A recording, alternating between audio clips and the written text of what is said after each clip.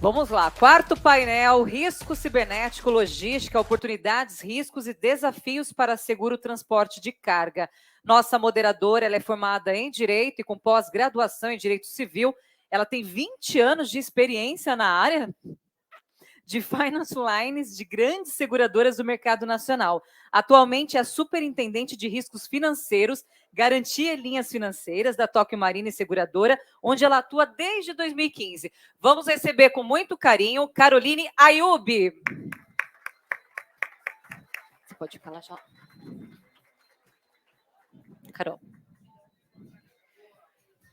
Recebemos também a partner de Cyber e Corporate Risk da GRC Solutions. Ela é advogada e líder da gestão de segurança cibernética, Mariana Ortiz. Fica ali, tá? Também ele é Cyber Security Manager, Brasil Soberano, engenheiro eletricista, com atuação no desenvolvimento de projetos de instalações elétricas e automação predial, segurança eletrônica, eficiência energética e conservação de energia na área predial e cibersegurança. Recebemos, então, Carlos Barbosa de Almeida. Ele é fundador da Clamap Seguros Cibernéticos e cofundador da Blue Cyber Seguros, atua no mercado de seguros desde 1987, com passagens em grandes corretoras e seguradoras no Brasil e no exterior. Com vocês, Cláudio Macedo. Caroline, você tem 40 minutos do painel, está aqui à sua frente, tá bom? Fique à vontade, é seu. Olá, boa tarde a todos. É um prazer estar aqui com todos vocês, um tema super interessante. Queria agradecer ao presidente Chaya pela oportunidade e eu acho que vai ser muito rico essa nossa discussão aqui, ok? Boa tarde a todos. Bom, o Brasil sofreu 18 bilhões de tentativas de invasões de julho a setembro deste ano, um aumento de 111% em relação ao trimestre anterior e já acumula 5,3 bilhões de tentativas de ataque no ano. México aparece em segundo lugar e Colômbia e Peru na sequência. Então, nós temos aqui um desafio grande aí para o nosso mercado em relação a isso. Vou começar aqui com os nossos painelistas. Quais os principais riscos cibernéticos associados à cadeia logística? Bom, primeiro, obrigada por vocês estarem aqui, obrigada ao Chaya pelo convite. Eu acho que, assim, quando a gente fala de cadeia logística, né, é só a gente pensar como foi o nosso caos aí na greve dos caminhoneiros, né? O Brasil parou. Então, qualquer lugar do mundo pararia, qualquer distribuição paralisa e você afeta toda uma cadeia comercial e industrial, né? Acho que, em relação aos principais riscos cibernéticos que esse tipo de negócio apresenta, para mim, né, e aí eu acho que vale a pena a gente debater aqui, eu acho que, além da perda dos dados, eu acho que existem outros dois pontos que, para mim, são muito mais importantes. O primeiro é a paralisação das atividades da empresa, né, porque são tipos de empresas que têm alta dependência sistêmica e tem cruzamento de informações com outras empresas. E o problema relacionado aos terceiros, ou seja, aqueles que, se você falhar, você pode afetar, né, como foi muito do que aconteceu no caso da Maersk. Eu acho que, para mim, né, além de todos os danos econômicos que podem ser causados, acho que a paralisação, para mim, está no top one, assim, está no pior cenário que pode acontecer. Bom, complementando o que a Mariana falou, uma das coisas que eu vejo como principal, ou dos principais, né, acho que hoje em dia é difícil você ranquear, não importa, existe um risco de roubo de mercadorias por conta de ataques cibernéticos. Vocês devem estar se perguntando como. Os criminosos, que têm lá hackers nas suas equipes, ou pode contratar o Hackers as Services, ele ataca o dono da mercadoria, o embarcador, ele pode atacar a empresa de logística ou de transporte, ele pode atacar a gerenciadora de risco, ele pode atacar o corretor, a seguradora, com um intuito muito simples. Qual a carga, quando, quanto, onde vai ser transportada, para cometer o crime lá na frente. Se ele ataca uma AGR e para o sistema da AGR de uma maneira premeditada, já para sabendo, bom, agora vamos fazer o ataque porque o sistema não vai detectar. Isso, inclusive, impacta até no mercado de seguros, transporte. E aí? O sistema de uma empresa, foi a de gerenciamento de risco, parou por conta disso e houve um roubo de mercadoria. Ou, imagine um cenário, um armazém, todo ele com câmeras, os hackers vão lá e cortam a câmera. Parece coisa de cinema, mas já é realidade. Eu lembro quando eu assisti Minority Report há 30 anos atrás, eu nunca imaginei que ia ver as coisas na tela. Então, quando eu assisto o Black Mirror, por exemplo, me assusta, porque não é que eu vou, será que daqui 50... Não, daqui 5 anos vou ver aquilo que a gente viu lá. Então, um dos pontos da cadeia logística é esse ponto de a utilização de cyberataque justamente para cometer o quê? O roubo de carga, além, obviamente, de lucros cessantes, a parte de vazamento de dados. Tem um outro problema no vazamento de dados, principalmente para quem trabalha com logística internacional. Cada país tem a sua lei. Então, se você tem um vazamento de dados, você pode sofrer sanções no Brasil, na Europa, nos Estados Unidos, onde for, onde você tiver dados. Então, isso daí se espalha de tal maneira que você pode ter um problema enorme com relação a leis, né? Enfim, o Carlos, você quer completar? Para adicionar a questão das multas contratuais que podem advir Sim. Em relação aos vazamentos causados por uma empresa da qual eu dependo, né? Sim, sim. E aí tem a questão sistêmica que você até comentou, né? Já teve empresas, aliás, bom, a gente já teve empresa de gerenciamento de risco atacada no Brasil. Teve uma transportadora no Centro-Oeste que foi atacada pelo PCC, um ataque cibernético do PCC. Não deve ter sido, na minha opinião, para vazar dados, provavelmente para saber a rota, esse tipo de coisa.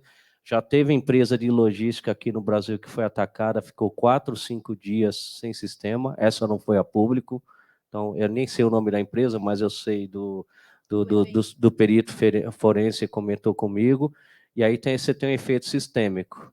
O embarcador, o dono da mercadoria, você pode até parar uma fábrica porque não tem como distribuir o produto, porque está parado lá na empresa de logística. Então, o setor logístico é um setor altamente crítico com relação a ataque cibernético.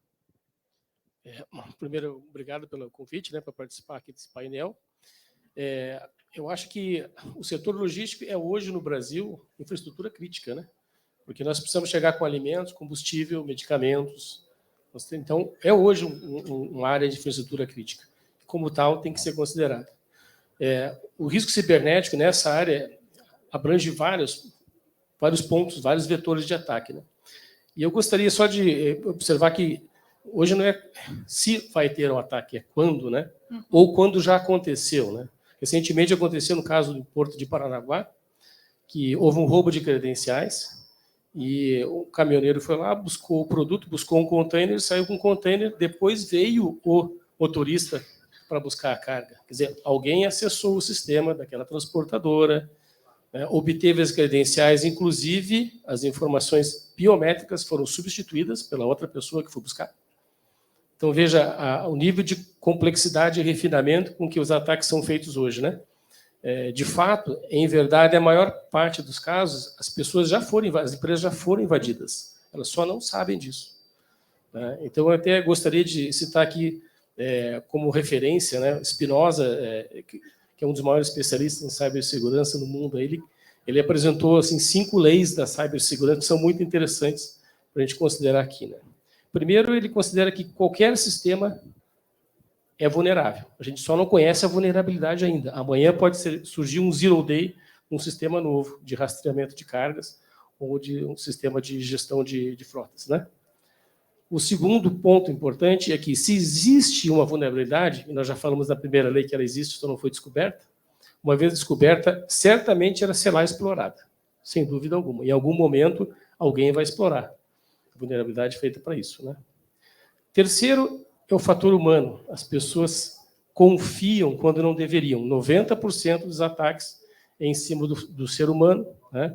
Engenharia social ou algum outro tipo de abordagem. A quarta lei que ele propõe é que toda inovação traz novas vulnerabilidades. Então, aquela velha regra, né? Os computadores vieram resolver todos os problemas que não existiam antes deles serem inventados. Eles ajudam a resolver todos os problemas. Mas não tinha esse problema antes, mas agora você tem, mas o computador te ajuda a resolver. Então, antigamente, antes de existir o conceito de IoT, nós não tínhamos problema de invasão de IoT. Hoje, a IoT é um problema. É um problema porque, até mesmo através da IoT, já conseguiram contaminar várias empresas utilizando um aplicativo da própria Microsoft. Então, veja a possibilidade de invasão. E a quinta e última lei diz o seguinte: na dúvida, vá para a primeira lei, que com certeza você vai encontrar alguma vulnerabilidade. Então, assim, na cadeia logística, a complexidade que nós temos, né? Antigamente era só a questão de um jamming no rastreador. Hoje os rastreadores têm anti-jamming. Mas eu posso atacar o usuário, eu posso atacar o servidor, simplesmente fazendo um ataque de DOS, derrubar o servidor, eu não tenho mais rastreamento de carga, né? Então, assim, a vulnerabilidade ela já existe, nós só não sabemos onde ela está. Então, acredito que a cadeia logística ela tem a necessidade, sim, de uma ação voltada para mitigação de riscos, né? Além da mitigação de danos, porque o seguro faz a mitigação de danos, né? Mas é necessário a implementação de um framework para a mitigação de riscos. Aproveitando aí, emendando, que eu acho que tem tudo a ver com o que todos os painelistas colocaram, porque o fator humano importa tanto na exposição, e aí eu já vou emendar aqui, qual o caminho a ser adotado para mitigar os riscos cibernéticos? Eu sempre falo, a gente tem o software, o hardware, mas tem o pior de todos, que é o humanware. Você gasta milhões com tecnologias, e aí você vai ter sempre alguém que vai apertar o botãozinho onde não vai. E os cybercriminosos, os hackers, eles estão sempre antenados. Eu aposto para vocês que deve estar rolando um monte de armadilha aí com o jogo de ontem. O gol lá do Richarlison. Aí vai lá, vamos clicar para ver o gol de outro ângulo, não sei o quê. E é uma armadilha, né? Então, o principal fator é o fator humano. Só que tem também um outro fator humano que não é só os colaboradores. Que as empresas grandes têm uma rotatividade muito grande e o treinamento tem que ser constante. Mas nós temos um problema também que são os chefes dos colaboradores. Existe ainda uma imaturidade muito grande das empresas brasileiras, consequentemente, das pessoas que dirigem as empresas com relação à segurança. Conforme o Carlos falou, a gente tem um advogado que ele fala o seguinte: só tem dois tipos de empresas, as que sabem que foram atacadas e as que não sabem que foram atacadas. E ainda tem um monte de empresa achando que não é alvo. Lá na BlueCyber, a gente fez uma pesquisa com pequenas e médias empresas de 25 atividades diferentes. Se não me engano, tinha transportadora também, que tem a ver com logística. E com uma pergunta muito simples para o dono da empresa ou para o decisor da empresa. Como é que a sua empresa está preparada financeiramente para um ataque cibernético? 70% disseram, não tem ataque cibernético. Isso não é comigo, isso daí é lá com a Maersk, com os gigantes. Né? Essa falsa ilusão de que só as grandes corporações estão expostas, porque tem dados que são importantes, mas eles esquecem que não, que as pequenas e médias são muito mais vulneráveis e estão super predispostas a terem ataques, né? Então, e as perdas e as consequências, o risco de imagem para a empresa é muito maior. E só para encerrar, passando para os colegas, então nós temos 3 tipos de humanware. A questão do colaborador, que é uma parte até que eu diria da ingenuidade. A questão dos executivos das empresas, que não querem, que vão, infelizmente, a maioria vai aprender pela dor. E tem o humanware do outro lado do cybercriminoso, que esses caras são muito espertos. Outro dia alguém me comentou, acho que foi até essa semana, que vi uma entrevista de um hacker. O cara ali faz uns ataquezinhos de manhã, à tarde ele vai tomar cerveja, vai jogar beach tênis e o caramba. Aí o cara quer estar no escritório trabalhando, ganhando lá o seu salário, ou ficar em casa ganhando 20, 30 mil sem grandes problemas dentro do ar-condicionado. Aliás, só para antes de passar para eles, sexta-feira um hacker me mandou uma mensagem pelo celular. Oi, tudo bem? Quebrou a tela do meu celular, eu vou usar por aqui, estou precisando de um favor. Tá bom, legal, o que está precisando? Aí começa a conversa. Não, eu preciso pagar uma conta na segunda. Tá bom, passa aí. Não, essa conta é 17 mil reais. Não tem problema, eu pago, depois do almoço eu pago. Aí ele me passou os dados dele, um CPF e contas do Banco Inter. Enquanto eu estava conversando com ele, eu passei para o delegado do DEIC, que eu tenho o WhatsApp dele, e já bloqueou aquele CPF. Aí o meu sócio está de frente comigo, e o Banco Inter, a gente tem nosso parceiro, já passamos os dados da conta do Banco Inter. Aí chegou da hora, depois do almoço, o hack, e aí, vai fazer? Não almocei ainda. Eu fiquei enrolando o cara, até que cheguei uma hora, eu falei, não vou fazer, mas por quê? Porque eu sei que é golpe. Ele falou, beleza. Agora eu fico imaginando, ele deve ter feito isso para dezenas de pessoas, que caia, gente, 17 mil reais. Que não seja 17, que seja 1.000. Você pega vezes 5, vezes 10, o cara ganha 10 pau sem sair de casa. Acabo falando muito. Esse é um tema que você pode ficar até a noite aqui, a gente vai ter assunto para falar. Eu adoro essa parte do fator humano, né? Eu gosto muito porque, para mim, eu acredito numa estatística ainda maior. Eu acho que é 99% dos casos vem de fator humano. Porque pensa o seguinte, né? Além de você ter essa gana do ser humano de sempre ser movido por uma vantagem, né? Ou seja, vai clicar, quer ver, é o nude, é o gol do Richarlison, é qualquer outra coisa. Você também tem o fator humano por trás da operação da empresa. Um software que não é atualizado. Olha que coisa simples.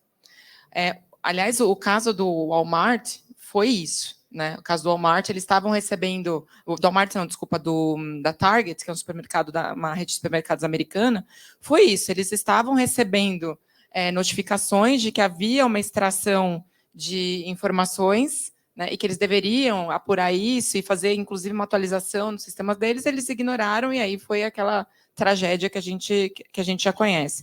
Como foi o WannaCry também, é um problema de atualização. Então, isso também é fator humano, né? Sempre é fator humano. Quando você não tem uma política de senha robusta, isso é um fator humano, porque você tem um humano por trás ali escolhendo uma senha.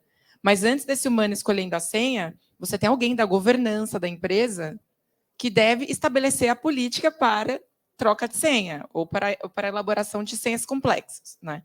Então, é muito complicado e eu acredito piamente nessa questão da educação dentro das empresas. Hoje em dia, na Europa e nos Estados Unidos, criou-se a posição do cara que ele faz o Cybersecurity Awareness.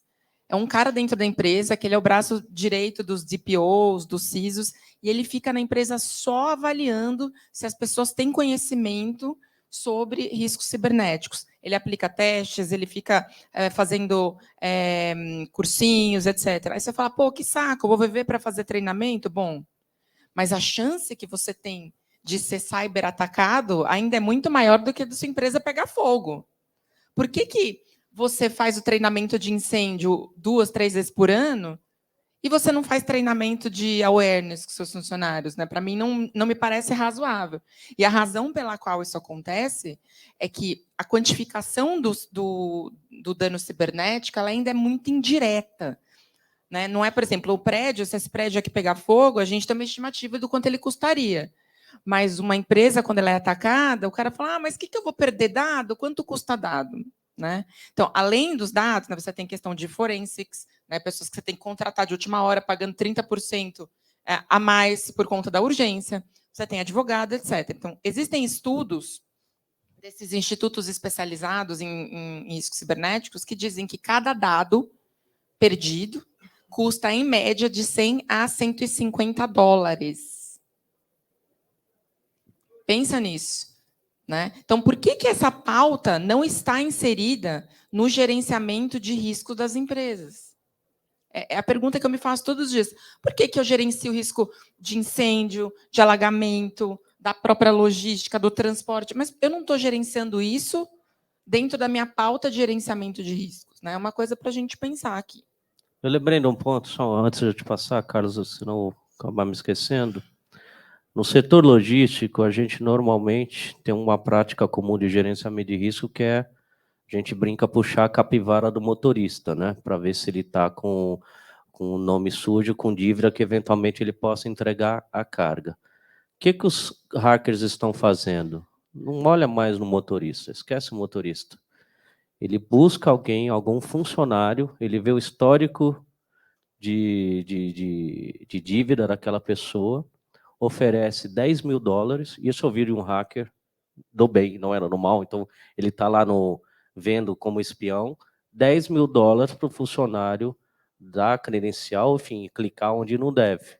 Agora você imagina o funcionário, ele ganha lá R$2, R$3.000, aparece um cara com $10.000, R$50.000, você só tem que me apertar isso ou fazer aquilo. Então, só para mostrar a questão do Humanware, que é complicado.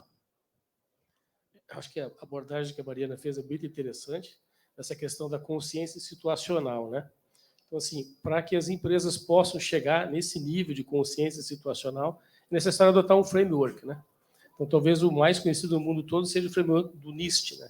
Então, é importante nós entendermos que a primeira etapa, a primeira função, é a identificação dos ativos e quais ativos correm mais risco dentro da política de negócio daquela empresa, o objetivo social dela, né? Quais são os sistemas e ativos que oferecem maior risco para a continuidade de negócio. Depois que ele identificou isso, ele passa para proteger. Então, ele tem que adotar uma metodologia de proteção, pessoas, processos, tecnologias. Como é que ele vai proteger? Então, é necessário passar pela função de proteção.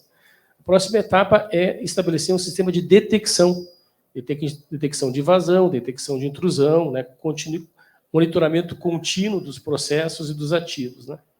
Depois disso, uma vez que a gente sabe que vai haver um ataque, né? Não aconteceu ainda, ou já pode ter acontecido, você tem que responder a esse ataque. Então, tem que ter um plano de contingência, um plano de resposta a incidentes. Então, as empresas precisam ter esse plano de resposta a incidentes de segurança. Isso aí é uma necessidade premente, porque aconteceu um incidente, o que eu faço? Ah, não, eu contratei uma empresa, tem um SOC, né, o Centro de Operações de Segurança, ela vai responder rapidinho. Não. O incidente de segurança pode demorar semanas para ser respondido. Quem trabalha com SOC sabe disso. Tem aqueles eventos que são rapidamente atendidos, tem os falsos positivos, mas os eventos graves podem demorar semanas para ser atendidos. Quanto tempo sua empresa vai ficar fora, né? E aí vem, então, a questão da recuperação. O plano de recuperação, o plano de contingência para recuperação do negócio. Então, isso aí é complexo, e esse é o framework completo do NIST, né? Que permite uma abordagem bastante metódica, né? Uma metodologia de atuação, que aí chegaríamos no nível, né, da consciência situacional, na questão de podermos manter um treinamento continuado, né? E essa avaliação tem que ser com bastante critério, né? Não pode ser simplesmente, não, eu ensino o pessoal a usar um software. Não, tem que ter assessment, tem que ter avaliação mesmo, para saber se a pessoa sabe ou não. Tá? Então, existem, inclusive, sistemas que fazem campanhas de phishing, né? Campanhas educacionais, programas de treinamento, isso faz parte, tem que fazer parte do dia a dia das empresas. Hoje não tem mais como fugir disso.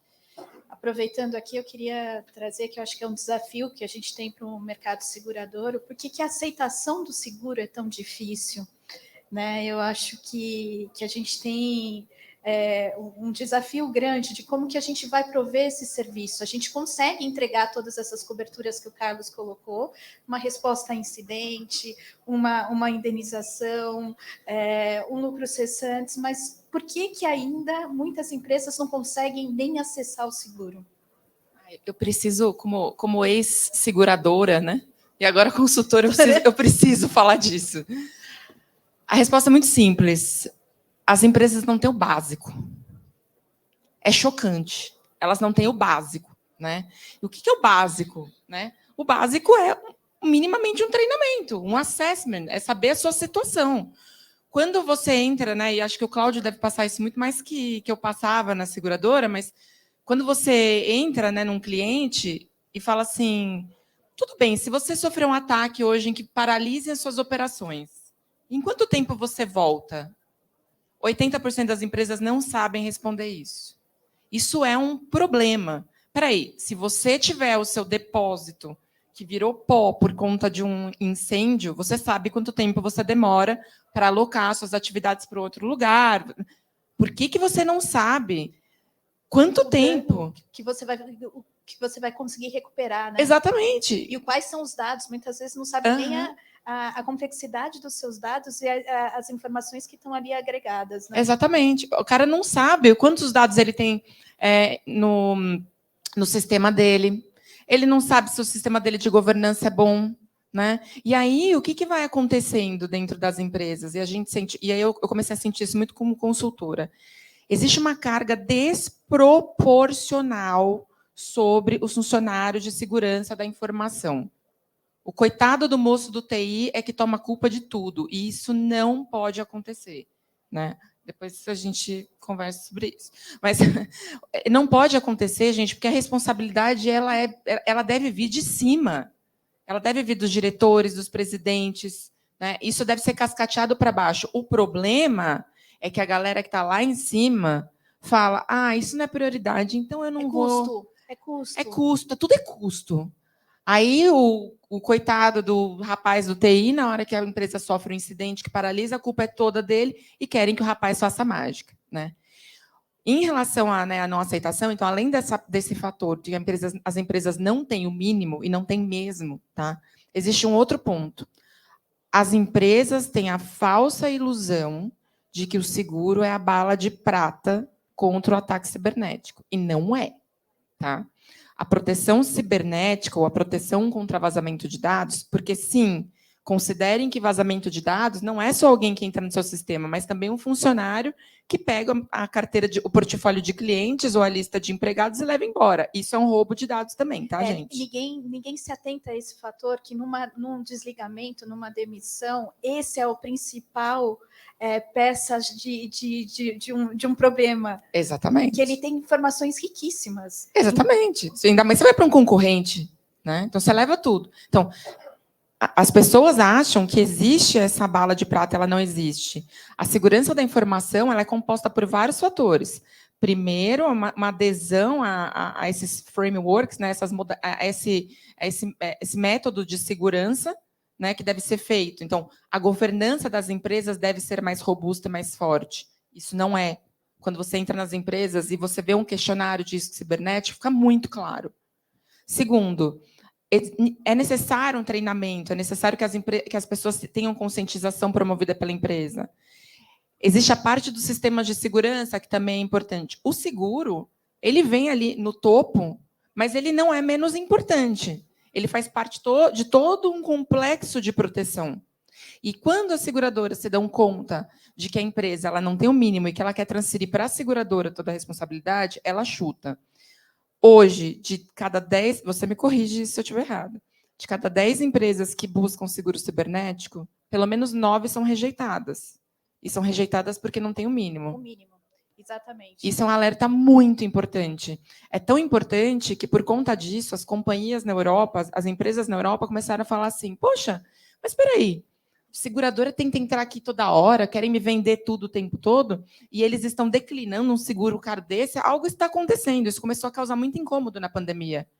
E isso causou um movimento muito importante nas empresas europeias, que foi de autoavaliação sobre o que o seguro estava mostrando, a ausência do seguro estava mostrando para elas, e fez com que elas começassem a investir em melhorias para poderem ter o seguro aceito.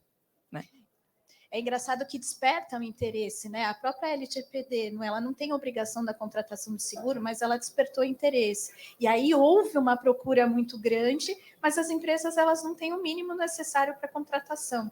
Então, como que a gente faz esse equilíbrio, né? Eu acho que o Carlos até pode comentar um pouquinho com a gente aí as medidas, como que a gente faz esse caminho.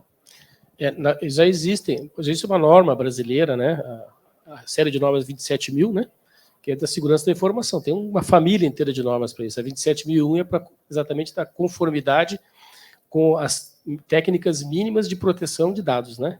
A lógica é a Lei Geral de Dados veio a estimular, eu diria que foi um motivador, assim, foi a faísca que acendeu, né, a necessidade de procurar soluções, né? mas, de fato, as empresas já sofriam ataque há muitos anos. Tem histórico desde 1979. Um dos primeiros ataques foi os próprios americanos, um sistema de mísseis russo, né? Então, é uma coisa antiga, né? Nós convivemos com isso. E lógico que, com a revolução digital que houve nos últimos 3 anos em função da pandemia, o trabalho remoto, né? As empresas saíram de trás do firewall, que era a proteção, e foram para a superfície de ataque da internet, né? Então, todo mundo passou a ser exposto, né? Mesmo com a possibilidade de termos redes privativas virtuais, nós sempre temos uma possibilidade de que eu estou conectado na rede da minha empresa com a VPN, né? Mas eu acesso um site qualquer fora da minha rede VPN, onde eu estou com o aplicativo. Então, eu já posso ali abrir uma porta de acesso à minha empresa, né? Então, eu acho que existem alguns passos que podem ser tomados, né?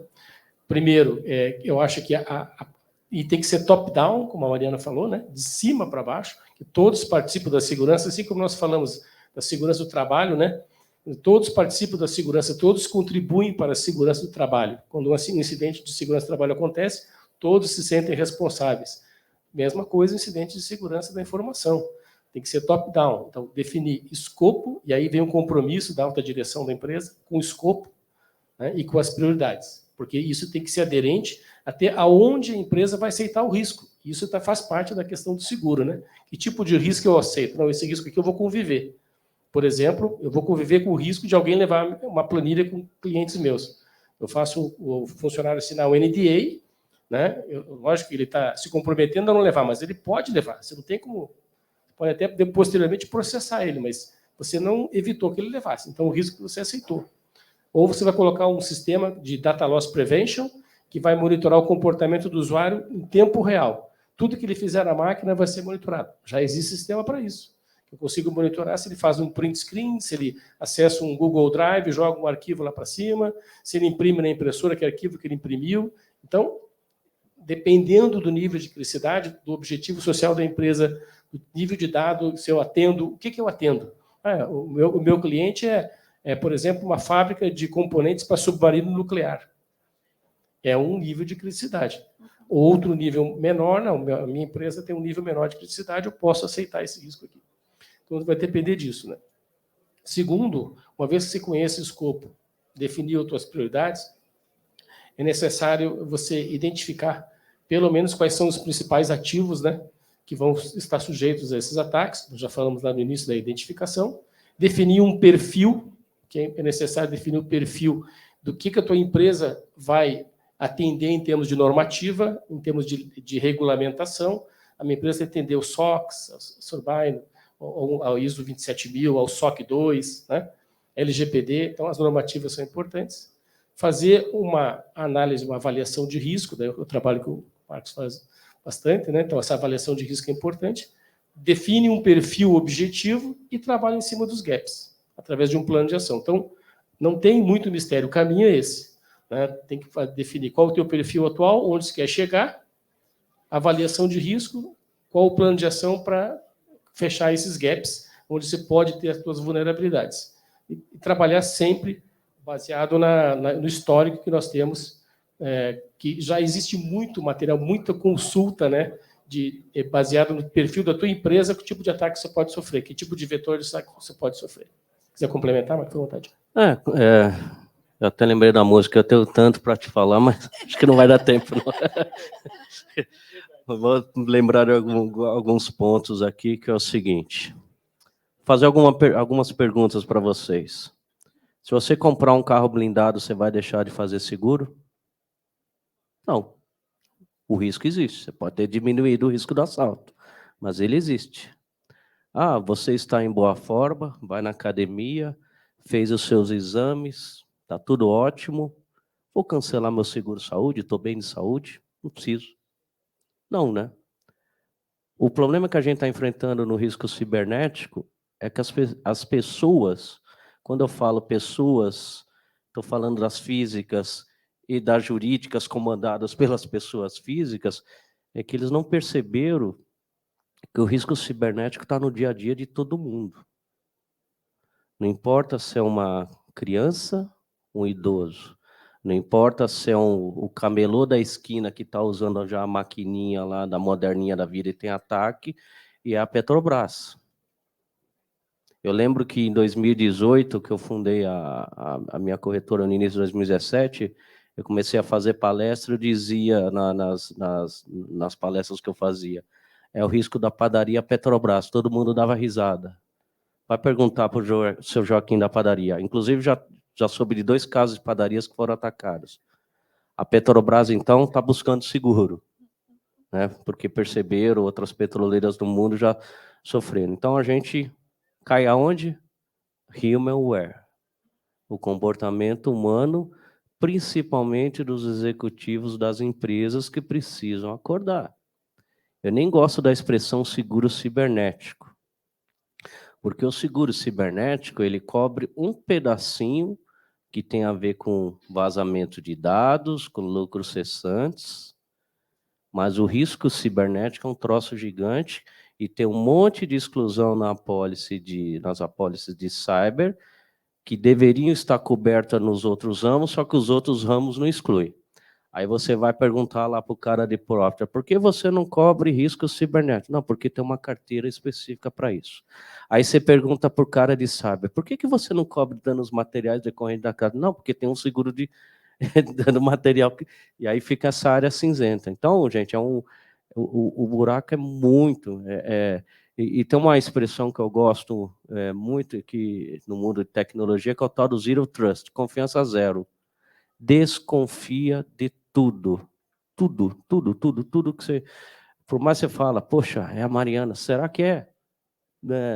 Dá uma... Que às vezes chega algumas mensagens estranhas. Essa, por exemplo, do que eu recebi na sexta-feira, o cara foi até amador, ele não se passou por ninguém. Né? Aqui é o fulano, pô, perdi meu celular, quebrou, nada, né? E infelizmente muita gente cai. Enfim, é tanta coisa, mas... E acho que aí, para a gente ir caminhando aqui para o fim, como o seguro cibernético agrega valor na cadeia logística? Eu vou pegar essa daí, então.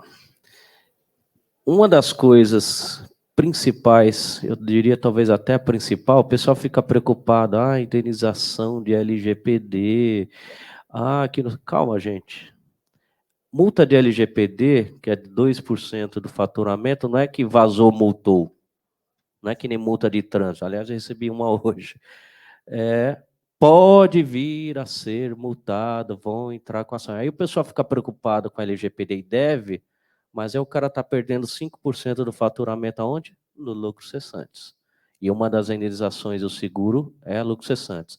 E o principal, talvez, item 99% das empresas, e a Mariana, que agora virou consultora, já afirmou isso, se os caras não sabem se proteger, imagina o que fazer na hora que acontecer alguma coisa. Não, desculpa te interromper. Não. Você, né, eu não sei se alguém já teve a oportunidade aqui de vivenciar um ataque cibernético dentro de uma empresa. Provavelmente essas pessoas aqui sim. Você entra na empresa, parece um episódio da Turma do Didi, né? Tá um segurando tentando trocar a lâmpada e o resto girando a escada. A gente ri, mas é tanta gente desesperada e emocionada, querendo resolver o problema, querendo ser o herói da capa, que a emenda sai pior que o soneto, né? Então, complementando isso, um dos principais pontos é você saber que tem um 0800 24 horas por dia, onde vai te orientar. O que eu faço? Já teve clientes gigantes aí, a Mari deve saber, gastaram milhões só com uma sala de guerra para parar aquele incidente.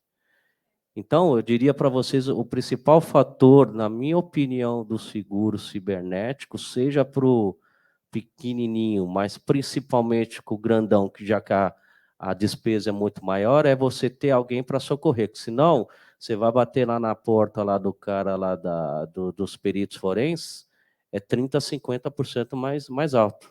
Eu conheço perito forense que estava em Nova York, a empresa mandou pegar o jatinho, trazer o cara para montar a equipe de sala de guerra para parar o evento. E, conforme o Carlos falou, é dias.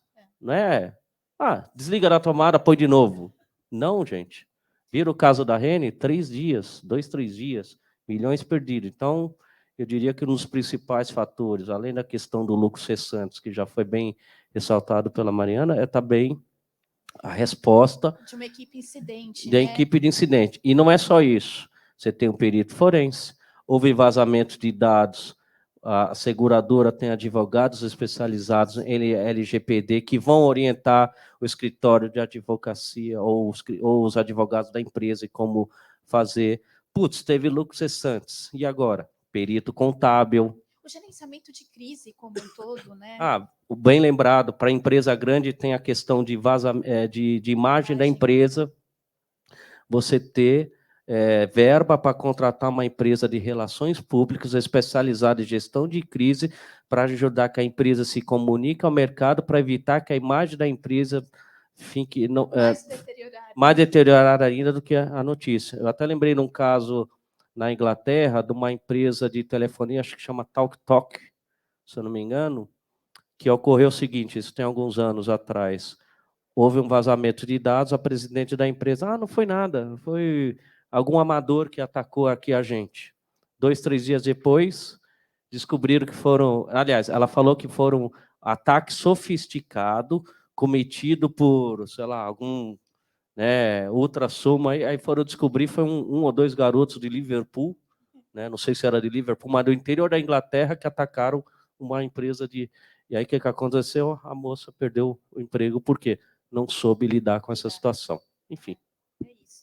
Bom, poderíamos ficar aqui falando horas e horas, mas acho que a gente conseguiu trazer aqui, passar um pouquinho desse dia a dia em diferentes aspectos aqui, e esperamos que a gente possa ter contribuído aí com vocês. Obrigada.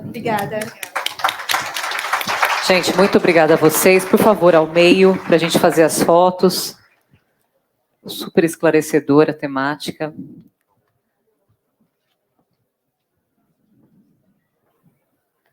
Por favor. Pode ficar bem ao centro, por gentileza. Fiquem as duas ao meio, por favor, e os dois ladeiam, por gentileza. Tá, tira sua máscara da frente, assim, por favor. Obrigada, viu? Eu sei, eu também tô de máscara, mas fica mais bonitinho. Mais uma salva de palmas, por gentileza. Obrigada. Dando andamento, então, ao 5º painel. Vamos fazer mais uma fotinho? Então vai um pouquinho mais para lá, Chaya, fazendo favor, porque fica melhor na frente ali, ó, por favor. Um pouco mais para lá.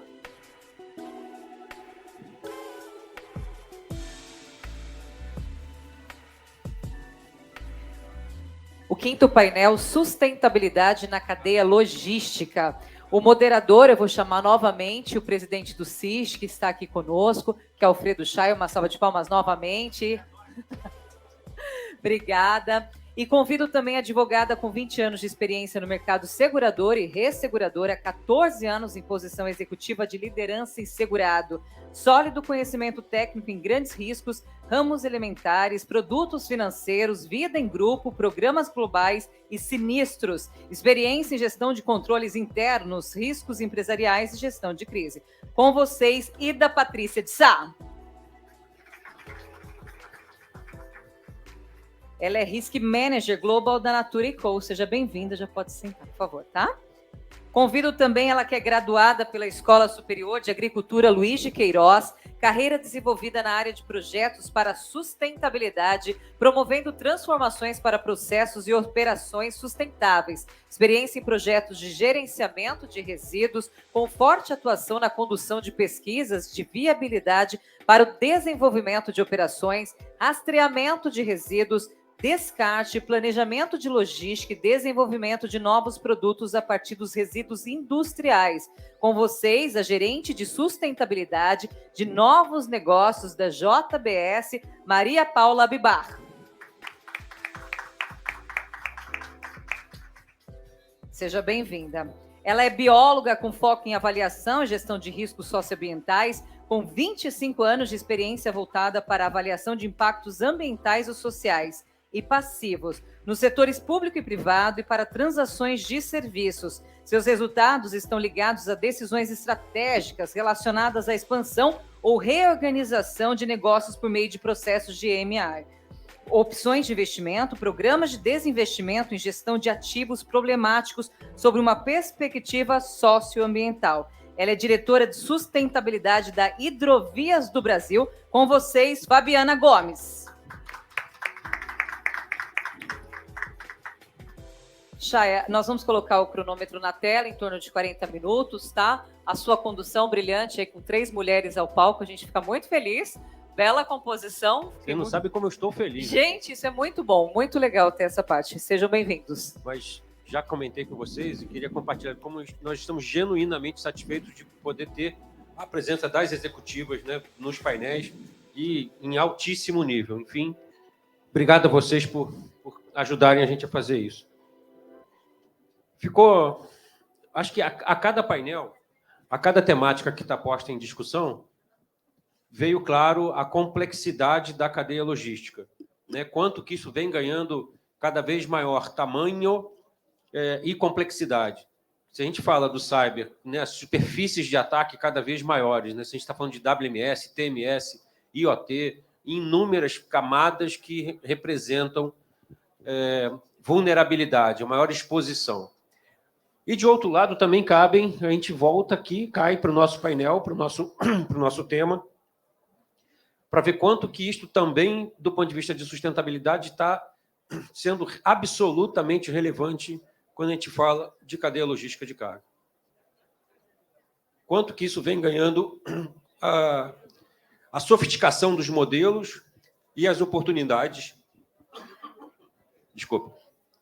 que representa. E aí não é só do ponto de vista sustentável, estrito sensu, mas também do ponto de vista de negócios.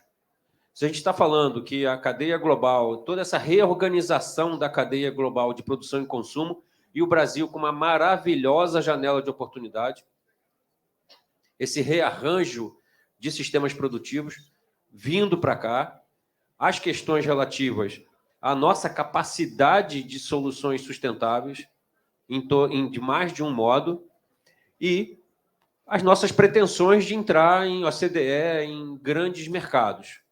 Toda essa combinação de fatores nos abre uma boa oportunidade, mas nos traz também a exigência de ter essas questões muito bem interessadas. Se o Brasil quer julgar um campeonato mundial, ele tem que estar qualificado para isso, e sustentabilidade é um dos itens que estão no topo da pauta. Por isso, a relevância de ter esse tema endereçado dentro da cadeia logística. Não é só um problema de abraçar a árvore, não é só uma questão de uma visão purista, simplista de economizar água. É uma dimensão ainda muito maior por sua relevância e por suas oportunidades empresariais. E aí, já começando com o jogo, senhoras, mais uma vez, obrigado. Fabi? Vamos? Dentro de um contexto de operação logística, por que descarbonizar o transporte? Tá ligado aqui? Tá. Bom, descarbonização da cadeia logística brasileira hoje é uma grande oportunidade de mercado para o Brasil.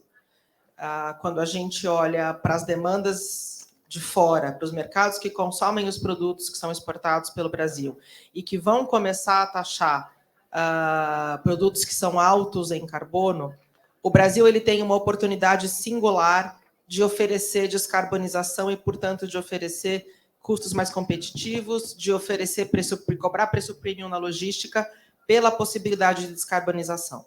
Quando a gente olha para a matriz logística brasileira, né, a gente falou de manhã de multimodalidade, a gente tem rodovia, a gente tem ferrovia, a gente tem hidrovia, a gente tem cabotagem, sem contar o transporte aéreo, quer dizer, é uma gama muito grande de possibilidades que juntas podem trazer um grande potencial de negócio para o Brasil. Então, eu acho que descarbonizar a cadeia logística é fundamental. Afinal, como a gente estava conversando, todo mundo vai ser escopo 3 de alguém aqui, né? Todos nós vamos impactar de alguma maneira a cadeia dos nossos clientes ou dos nossos fornecedores. Então, é importante a gente olhar para isso, para o conjunto, e para o conjunto da cadeia logística em geral. Vocês veem que a dimensão do país, a complexidade da nossa matriz logística, não vai ter bala de prata. Não tem o veículo elétrico como solução única e absoluta, apontando isso como uma frota, uma operação logística mais sustentável. E aí eu queria pedir a você, Paulo, para já trazer um pouco essa leitura, que tem uma operação logística complexa, abrangente. Como é que vocês estão pensando, como é que você profissionalmente está vendo essa combinação, essa ideia de que os projetos de sustentabilidade não virão por uma única via, mas, na verdade, por uma inteligência de usar mais de uma forma de operar? Sim. Bom, o desafio hoje da JBS, de todos nós, é enorme, né, com relação à descarbonização, mas a gente acredita e vem apostando na diversificação, desde biocombustíveis até a frota elétrica, né? Então, a JBS, ela já há algum tempo é produtora de biodiesel. Dentro dessa produção, a gente tem aí no âmbito do RenovaBio uma pontuação de eficiência muito grande. O que é isso, né? A nossa produção, ela é mais verde, é uma operação verticalizada, e tem aí como principal matéria-prima desse biocombustível o sebo bovino. E aí, impossível não falar no painel de sustentabilidade que há anos atrás, poucos anos atrás, o sebo bovino é um resíduo. Então, a gente fala aí do reaproveitamento de um resíduo numa cadeia de biocombustível. Mas, além do biodiesel, a JBS aposta em N outras soluções, né, para descarbonização. Então, esse ano, a JBS começou a apostar na eletrificação dos veículos, com uma frota própria, prestando serviço ali para Swift, Friboi, Seara, que é do grupo JBS, mas também trazendo esse serviço, né, de locação de veículos elétricos para outras empresas que têm o mesmo desafio que o nosso, porque, como a Fabi falou, em um determinado momento a gente vai se encontrar. Esse desafio é enorme, mas a gente precisa dar as mãos para trazer as melhores soluções. E também outras formas de tecnologia que a gente aposta. Então, recentemente, a gente teve aí a implantação de painéis solares em vans da nossa frota da Swift. Essas vans, não sei quem aqui já conhece, mas são mini mercados, né, que andam aqui em São Paulo e nas principais capitais. E esses painéis solares vêm aí dando o suporte para os componentes elétricos dessa van, para a máquina de cartão, para o computador que essa van utiliza, fazendo com que esse veículo não fique ligado no tempo de operação e de venda dessas mercadorias. Então, eu trago alguns exemplos para a gente entender que tanto pequenas ações, né, como essa das vans, como até a produção de um biocombustível, são, de fato, estratégias, né, e onde a JBS busca procurar oportunidades para o plano de descarbonização e também para cumprir o nosso desafio maior, que é ser net zero até 2040. Então, é um pouquinho do que a gente aposta e, com certeza, estuda para que outras formas e outras soluções possam fazer parte também do nosso desafio. Vocês veem a correlação, como está estabelecida aqui, entre logística, sustentabilidade e as novas cenários de risco e subscrição de seguro? Nós estamos falando de operações que vão trazer cada vez novos riscos. O risco vai transformar a implantação de soluções sustentáveis, combustíveis mais sustentáveis, e que, de novo, Paulo, como você traz, não vai ter um único modo, um único combustível, uma única solução no sentido, não vai ser só o elétrico, não vai ser só o biodiesel, não vai ser só o gás natural. Vamos fazer uma correlação, Peri, queria até pedir para você depois refletir um pouco sobre isso também, como é que a gente correlaciona uma iniciativa de sustentabilidade com a incorporação de uma frota movida a gás natural, eliminando por, então, 1.200 litros de óleo diesel do veículo, e quanto que isso altera o perfil de risco ambiental. Como é que essa correlação se dá? Como é que a gente vai fazer o rodoviário como conexão entre os modos de transporte dos eixos principais, seja o fluvial, seja o ferroviário? Então, a própria operação logística, quando incorpora essas boas iniciativas de sustentabilidade, também alteram o seu perfil de risco e, invariavelmente, o fazem na direção de um risco melhor. Não apenas o ganho de eficiência como sistema logístico, num país que tem 17% do PIB gastos em custo logístico. Então, é um pouco nesse sentido. Aí tem aí ferrovia fazendo ligação norte-sul, leste-oeste, temos cabotagem. Como é que a gente reestrutura a logística do país? É isso que, no final da história, a gente tem a ajuda delas para nos trazer esses alertas, a gente refletir um pouco mais nesse contexto onde, por obrigação profissional, estamos inseridos. Fechado? E aí, Paula, como é que você precisa levar para você poder botar a tua frota de empurradores operando a gás natural? Você precisa ter o acesso do gás que está no offshore. Então, nós estamos com gás a alguns milhares de quilômetros de distância da costa, tendo que chegar no centro-oeste para poder alimentar aquilo que é o eixo fluvial, né, da nova fronteira do Arco Norte. Então, é um desafio bem legal. Enfim. É um desafio importante e tem uma coisa aqui que eu acho que é interessante a gente comentar, né? A Hidrovias do Brasil ela tem um compromisso de ser carbono neutro 2030, mas eu tenho uma frota que é muito longeva. A minha frota são barcos, são empurradores, são navios. Como que a gente vai conseguir esse compromisso, né? E quando a gente olha o inventário de gases de efeito estufa da companhia, óbvio que a gente tem um grande ofensor, que é o consumo de combustível fóssil. E aí a gente tem que apostar em algumas matemáticas para fazer isso acontecer. Uma das matemáticas é olhar para a compensação e para a compra de crédito, tá? E aí, olhando para os compromissos sustentáveis da companhia, a Hidrovias tem um compromisso de regeneração ambiental, porque opera em ecossistemas que são sensíveis, né? A gente opera na Amazônia, a gente desce o Pantanal, a gente desce o Chaco paraguaio. Como fazer isso? Então, a gente aposta na compensação, considerando predominantemente o crédito de floresta em pé, porque aí eu já converso com o meu compromisso de regeneração e, paulatinamente, a gente vai descarbonizando a frota à medida em que os empurradores vão envelhecendo, à medida que a gente vai mudando tecnologia, até porque, só para fechar, como a Paula comentou, a variedade de combustíveis fósseis, de combustíveis renováveis, ela vai crescer. Não adianta eu sair fazendo mudança de motor e conversão de motor hoje, se amanhã talvez apareçam mais 2 ou 3 combustíveis e talvez não tenham combustível só. Eu acho que isso é uma coisa que é importante a gente comentar também.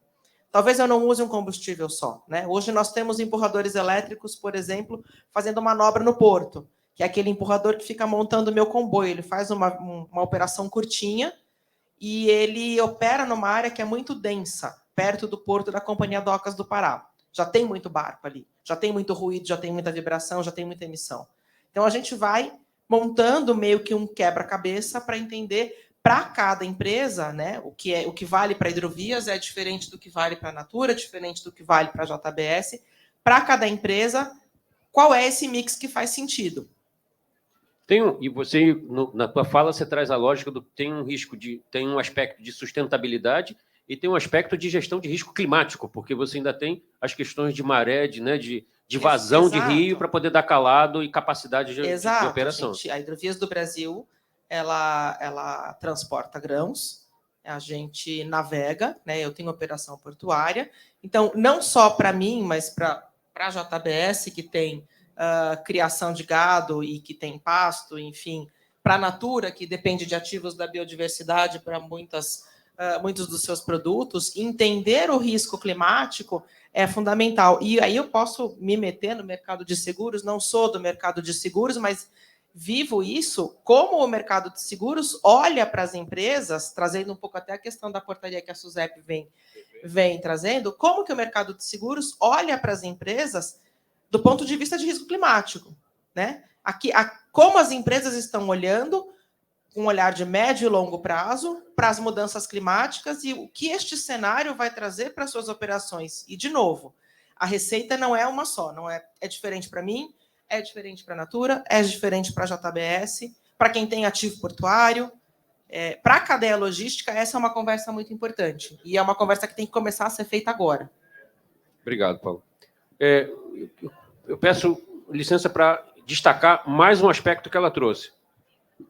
Número 1, sustentabilidade não é um negócio para o futuro, não é uma técnica, uma metodologia, uma política, é algo para ser implementado imediatamente. Número 2, o setor de logística de carga já tem os meios e recursos para dar os primeiros passos na implantação desses controles logísticos. Então, oportunamente, se a gente ainda tiver mais tempo, eu queria que você voltasse ao ponto para a gente destacar aqui o seguinte. Número 1, o empurrador elétrico como caminhão elétrico já estão provados como opção local, urbana e portuária, enquanto os veículos a gás ou a outros combustíveis terão a solução, são mais eficientes na longa distância. O elétrico já se mostrou que performa melhor na curta, urbano, naquele anda e para da cidade, enquanto o gás natural, numa estrutura de país como temos, está mais longe. Só que tem uma outra coisa. Então, enquanto estamos usando óleo diesel, os sistemas de rastreamento e gestão de frota poderão já cumprir esse papel de otimizar a distância percorrida, o consumo de óleo diesel, ato contínuo, a pegada de carbono. Então, as ações de sustentabilidade já estão acessíveis ao mercado que operamos do jeito que já está, que ele já existe. Eu queria insistir nisso, e aí depois, Paulo, se você puder ter um tempinho de voltar a esse ponto, mas eu queria perturbar um pouco a Ida. Ela já mandou aqui a letra do tipo, e aí, como é que fica esse mercado financeiro, o mercado de seguro, com a atratividade, com essa propensão de olhar diferente para aqueles que estão fazendo diferente. Então, como é que as questões de sustentabilidade se transformam em benefício financeiro direto para as operações? É verdade. Boa tarde a todos. Como eu compartilhei com vocês preliminarmente, para mim, sustentabilidade é uma questão de CPF. Eu acredito que começa com cada um de nós, que no final do dia somos consumidores e fazemos diariamente escolhas de nos relacionar e nos conectar com empresas, produtos, enfim. E a gente reconhecer o valor de nos conectarmos com empresas que têm e praticam esses valores fortemente, né? Eu venho verificando uma mudança de uns 3 anos para cá, do ponto de vista muito focado na parte de underwriter, quando a gente vai para qualquer colocação de diversos tipos de seguro, e aí desde responsabilidade civil e dano material, muitos questionamentos e perguntas adicionais e complementares a respeito de ESG. Então, isso é um fato, tá? Eu tenho visto isso bem forte de 3 anos para cá. Esse ano, eu comentei com vocês anteriormente, eu vivi 2 experiências bem interessantes na prática. A primeira delas 2 grandes brokers que trouxeram para a gente uma possibilidade da gente criar um score de ESG para a nossa empresa. No começo parecia uma coisa meio intangível, mas como que funciona isso? Como que a gente vai fazer isso? É um questionário intenso, técnico, longo, e que no final do dia ele gera uma nota para a nossa empresa, uma nota de ESG. E essa nota ela é vista pelo mercado de seguro e de resseguro de forma padronizada e que nos dá algumas possibilidades de vantagens na hora de negociar algumas colocações. Tem alguns mercados, ainda poucos, que, dependendo da sua nota de ESG, ele até te dispensa. Ele prefere não entrar ou entrar num layer mais de excesso, não ficar na primária. Então, já tem uma conversa madura nesse sentido, tá? Então, esse foi um ponto bem importante que eu experimentei esse ano. Vocês podem imaginar, mas a Natura tem um ESG sim, mas eu trabalho na holding, que a gente conecta 4 grandes marcas, a Avon, a The Body Shop, a Natura e a Aesop. E as outras marcas, elas ainda estão amadurecendo nesse processo, então esse questionário para cada marca foi bem importante, tá? Na colocação de programas mundiais aí que estão espalhados em mais de 100 países. O segundo ponto que eu experimentei, e esse foi muito bom do ponto de vista financeiro, óbvio, foi que eu fiz 2 colocações bem relevantes com placement em UK, e que nós tivemos uma perspectiva muito positiva na hora de negociar condições comerciais, técnicas, e com um saving muito expressivo. Então, foi a primeira vez que eu vivi como segurado a compra de um programa de seguro, uma colocação com vantagens baseadas na nossa perspectiva de ESG. Quer dizer, o aspecto que é a expressão comum no setor, que é de apetite, né? O interesse daquilo, né? Underwriting sobre aquela atividade e precificação, né? Sim, sim. E conversas muito maduras, muito maduras. 2 mercados de excesso em Londres que trouxeram especialistas de ESG para conversar tecnicamente com o time de ESG da Natura, no mesmo nível, e conversas técnicas profundas. Então, não é um questionário, um PowerPoint, um link da web de RI, não. Eram conversas que buscavam, de fato, entender e agregar aquele posicionamento da empresa, as práticas da empresa dentro daquela estrutura. E foi muito relevante e satisfatório, foi bem bacana. Vocês estão vendo a dimensão em que o assunto pode chegar, se afastando daquela imagem simplória de abraçar a árvore, para vir para o mercado efetivamente de negócio. Como é que a gente faz sustentabilidade, cumprir seu papel como foi concebido,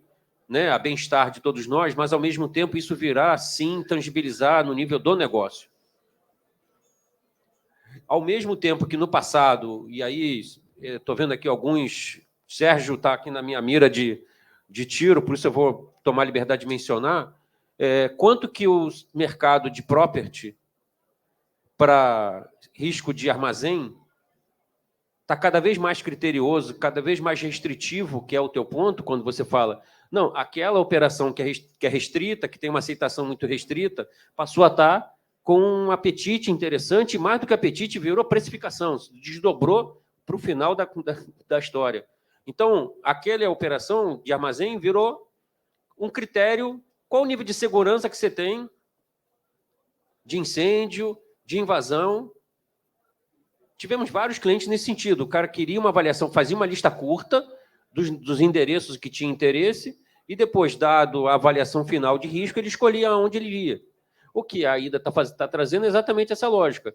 O cliente olha a operação do ponto de vista de sustentabilidade e diz o seguinte, não, você eu quero e você não vai apenas querer. Eu vou te remunerar, vou te premiar, vou te reconhecer como tal. Perfeito, obrigado. E aí, se falar, de novo, em sustentabilidade e logística, nós estamos falando de um mercado tanto de frota, e aí logística temos que discutir naturalmente armazenagem. Então, quanto que a gente está falando de operações de armazenagem que também precisam estar com esse olhar de sustentabilidade, de controle, de consumo de água, de consumo de energia, né, de geração de resíduo, certo? E se falar de pandemia e todo o boom de logística que veio, né, os investimentos, alguns 10 a 6 de reais que entraram no mercado de logística, com construção de galpão, está aí também, de novo, uma boa oportunidade. Fechado? Mas aí, Fabi, sobrou de volta para você, né? Diga. Sobrou de volta. Eu queria te escutar um pouco nessa dinâmica de mercado financeiro, ter o reconhecimento das iniciativas efetivamente sustentáveis. Como é que você está vendo isso? Ela falou do ponto de vista do mercado securitário, por dizer assim, desse mercado de risco, Lloyds como uma grande referência disso. Mas como é que está o mercado financeiro também, olhando esse outro lado, a questão do mercado financeiro aportando grana em iniciativas que tenham real sustentabilidade? Para dar um dado concreto aqui, né, um exemplo. A Hidrovias do Brasil, ela abriu seu capital em setembro de 20. Eu entrei na companhia em agosto de 20, quando a diretoria de sustentabilidade foi criada. Desde que eu entrei na companhia, 2 dias da minha semana são dedicados a conversar com investidores e responder a questões relacionadas à sustentabilidade, riscos socioambientais e descarbonização da operação. Eu brinco com a turma de RI, que eu falo que eu sou funcionária do time de RI também. E é um nível de sofisticação de pergunta que eu não esperava perceber. Eu tenho gente que está sentada na Europa, nos Estados Unidos, que traz especialistas para discutir o povo indígena que mora na margem oposta do meu terminal de carga.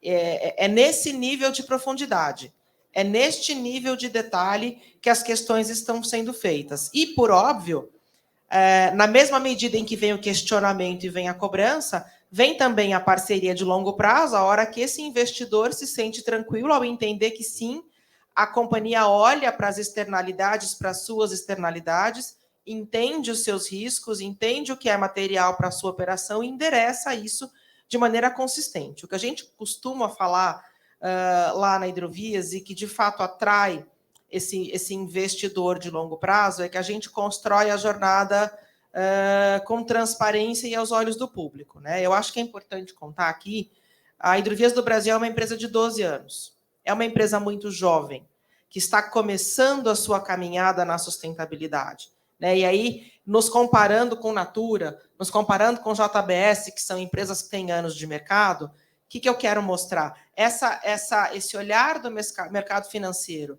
que traz o investimento de longo prazo, que traz a parceria de longo prazo, porque entende que as questões de sustentabilidade são questões que trazem retorno no longo prazo, é uma coisa que é acessível para todos os portes de empresa. O que a gente precisa é começar essa caminhada, né? Como a gente falou no começo da discussão, todo mundo aqui é escopo 3 de todo mundo. Todo mundo aqui tem uma influência na cadeia de alguém. Seja porque eu transporto o produto de alguém, porque eu armazeno, porque eu faço a logística, porque eu faço a via que provê a logística, o rodo, ferro, o hidro, etc. Então, a grande questão é começar a olhar para isso e começar a entender como essas coisas se encadeiam. Isso traz muita segurança para o mercado financeiro. E traz segurança para os investidores, para os cotistas dos fundos que investem nas nossas companhias e que demandam esse tipo de informação. Então, eu acho que a grande questão aqui é olhar para isso e falar, puxa, dentro da minha companhia, dentro das possibilidades da minha companhia, por onde que eu começo? Né? O que é material? Quais são as externalidades deste negócio? Como é que ele se conecta com outros negócios? E começando essa jornada. O mercado precifica isso de maneira muito vantajosa, vê isso com muito bons olhos, e aí sobe os ratings, enfim, tudo isso que... E aí vira o ciclo virtuoso. Exato. Perfeito. Nós falamos um pouco, até aqui a gente veio correlacionar um pouco no aspecto, né, de sustentável na linha de ambiental, na linha climática, mas, Paulo, eu queria pedir a tua ajuda de novo para correlacionar com o elemento humano, né? Ainda com o olhar, né, nesse caso aqui, 60% da matriz logística operada por caminhão. Como é que a gente olha? Aí eu queria a tua ajuda exatamente naquele primeiro ponto, sobre gestão de frota, e nisso, se puder também rapidamente acrescentar a visão do elemento humano, né? Essa sustentabilidade voltada ao motorista. Quando a gente fala de sustentabilidade, o que primeiramente costuma vir na cabeça é a parte ambiental, né? A gente não pode negar. Mas sustentabilidade é ver o todo, de fato, né? A gente tem aí no ESG social, que é bastante importante. E trazendo um pouquinho a fala do Chaya, né, na questão de rastreadores e de todo esse controle, né, operacional na cadeia da logística, tem também o benefício de se utilizar a tecnologia para trazer um bem-estar, né, para essas pessoas que estão aí fazendo acontecer na logística, para os motoristas, enfim, para toda essa cadeia.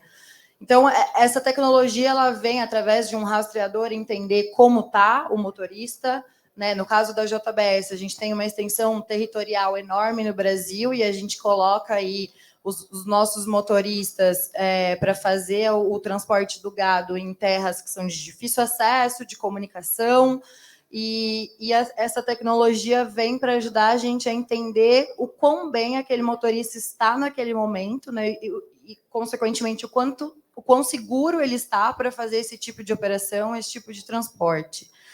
Junto com isso, a gente também tem jornada de trabalho, né? Hoje, a tecnologia nos auxilia muito nessa jornada, trazendo também a distância que a nossa frota, né, os nossos motoristas percorrem. A gente precisa ter a troca desses motoristas, a gente precisa ter o controle dessa jornada e pensar no bem-estar dele durante todo o trajeto dessa operação.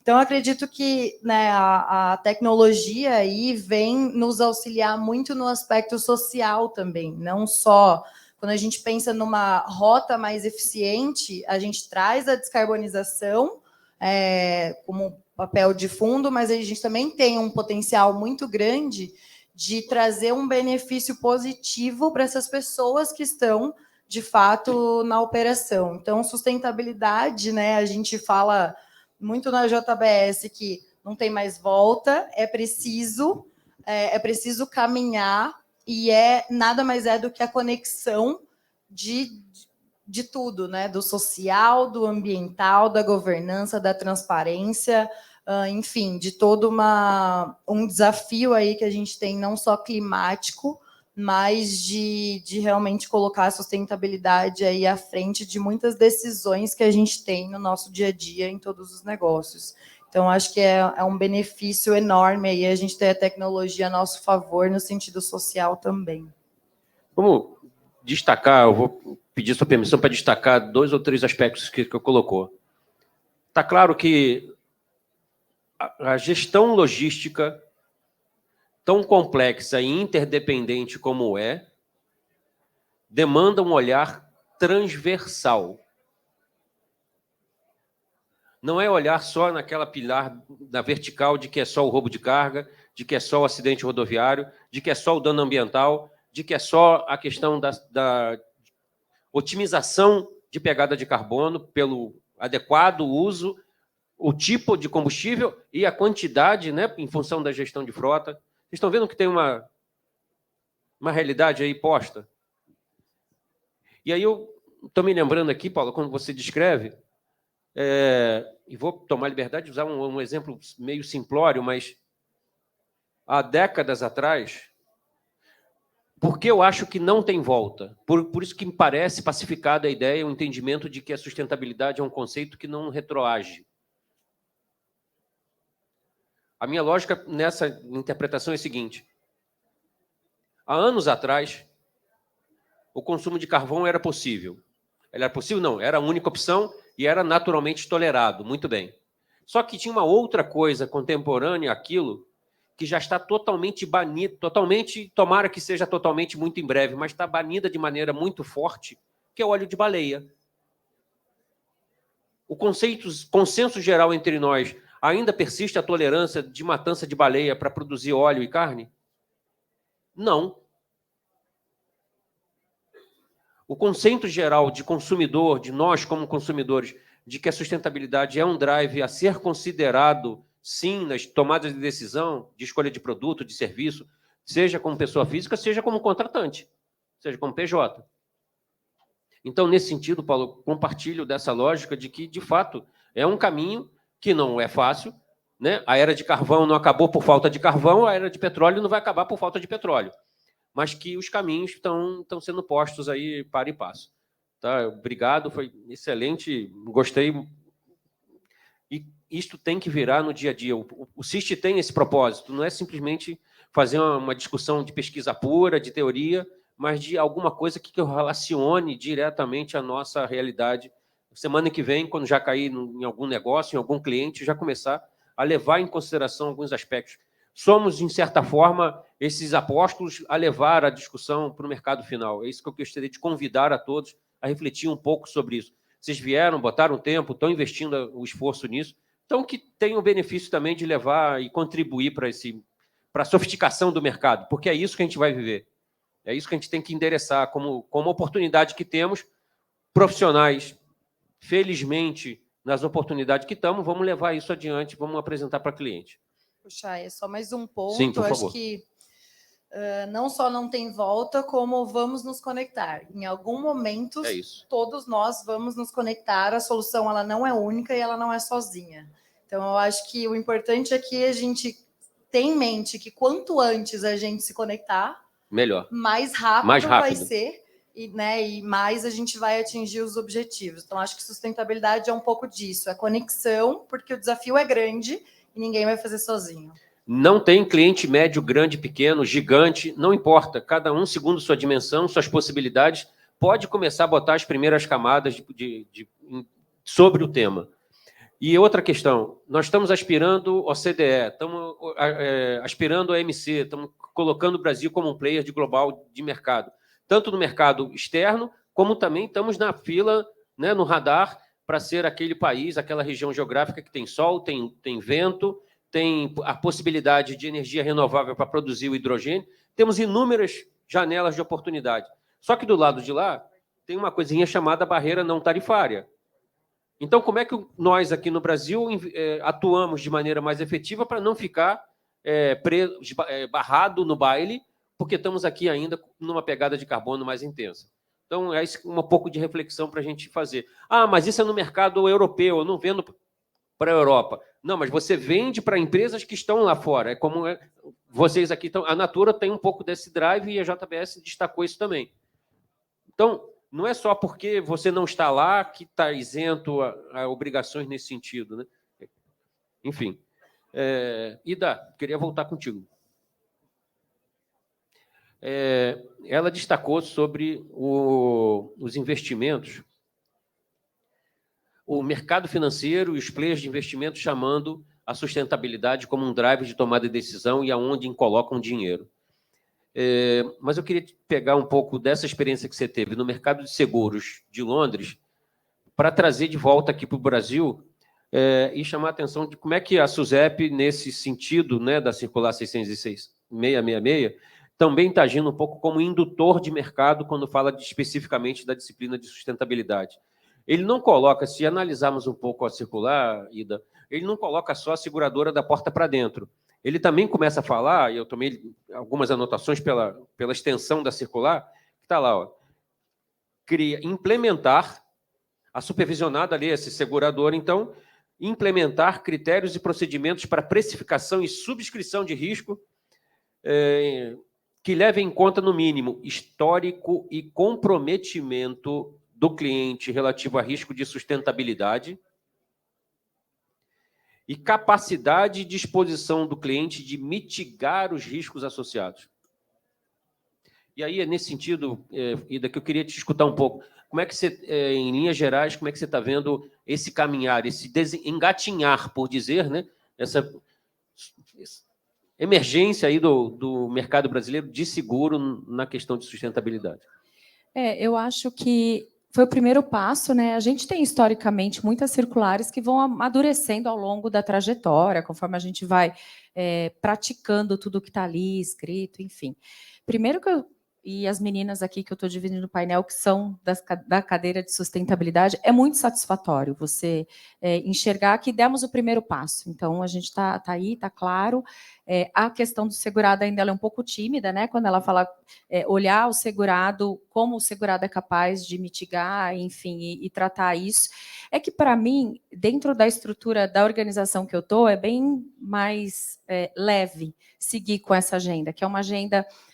o grupo Natura, ele nasceu sustentável, né? A sustentabilidade é o nosso DNA, e a gente pratica isso de forma muito intensa, e desde na rotina administrativa, que a gente tem folha de sulfite reciclado, a gente não tem copo plástico em hipótese alguma, isso é uma ofensa. Se você for me fazer uma visita, você sabe disso, você vai ganhar um copo de papel, eu tenho que levar o meu. Desde essas pequenas ações, até, por exemplo, a gente tem site, a gente tem um site em Belém, que a gente compartilha uma fábrica de sabonete com um warehouse, que é 100% sustentável. Então, a gente captura a água da chuva, a gente usa energia renovada. Vai captar a glicerina que veio, né? A gente zero produção de lixo. Então, tem o que não é reciclado, o orgânico, a gente trata numa compostagem, numa operação linda. Então, a gente faz isso genuinamente em todos os sentidos. Até compartilhei com vocês, os carros da companhia dos executivos os cartões de combustível são programados para só colocar álcool, a gente não pode colocar gasolina. Então, a gente pratica isso direto em todas as ações. Então, para nós demonstrar isso, se enquadrar e tratar, passar isso para o papel e dividir isso com o mercado de seguro e resseguro, é mais leve. Eu tenho que confessar que não é uma tarefa difícil, é bem leve. Mas eu estou apostando muito que isso vai refletir em mais benefícios para mim aqui no Brasil, especialmente o ano que vem, que a gente vai atuar na integração de todo o seguro de transporte das 4 marcas no mundo inteiro. Então, vai ser... Tem chão, né? Tem. Parece mercado de Londres, significa grandes empresas que estão indo buscar a necessária capacidade de resseguro, colocações globais. Mas se nós olharmos o mercado local, isto já é uma possibilidade. De novo, na lógica de pequenas, médias, grandes, gigantes, operações locais. Já dá para ir aos poucos e pensando sobre isso, à mesma medida que também o Brasil tem acelerado um pouco os dramas, inclusive algumas tragédias humanas com incêndios em boates e o que quer que seja, incorporou as discussões de sprinkler, proteção contra incêndio. Essas outras medidas já incorporou as discussões, né, de gestão de risco, acidente e dano ambiental, vai progressivamente incorporar também esse drive de sustentabilidade. Obrigado. Eu acho que estou me lembrando aqui também um pouco como vocês descreveram, a história de que o mercado financeiro já opera há alguns anos, algumas décadas quase, com a questão de governança. Não é isso? Então está lá a SOX, está vários controles para ele remunerar melhor o papel daquelas que demonstram governança. Se você pega a B3, está lá um novo mercado com papéis que estão melhor remunerados, precificados, porque o cara mostra algum controle. O que a Ida trouxe, todo o painel mostrou, para a sustentabilidade também. Esse é um caminho que já está posto. Foi excelente, senhoras, muito obrigado. A mesma coisa com sustentabilidade. Inclusive, a regra para o novo formulário de referência para 23, o capítulo de sustentabilidade está gigante. Perfeito. Acabou de sair, assim, está todo mundo fazendo treinamento com isso. O capítulo de sustentabilidade é enorme. Então, assim, a gente vai ser cobrado. Isso é fato. Tem que começar. Então, senhoras, muito obrigado. Espetacular, um tema apaixonante, extenso, desafiador para encaixar, né, numa janela de tempo que temos, mas, lógico, não pretendíamos esgotar o assunto e foi muito legal. Obrigado. Vamos lá. Peço a gentileza de vocês virem ao centro para fazer foto. Por favor, pode descer. Vamos receber o mimo do CIST. Mayra vai entregar para vocês. Por favor. Podem descer já com o celular, porque daí é mais prático do que vocês subirem novamente. Por favor, tá bom?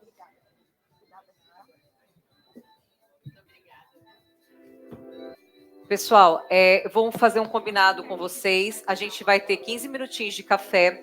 Depois tem mais sorteio, como sabem, está aprovado, que é só para quem está aqui dentro.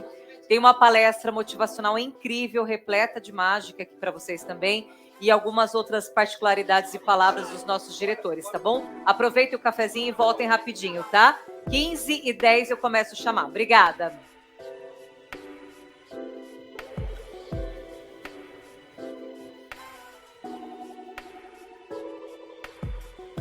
Nosso café é oferecido pela Ambipar. Oi, meu amor. Pode, claro.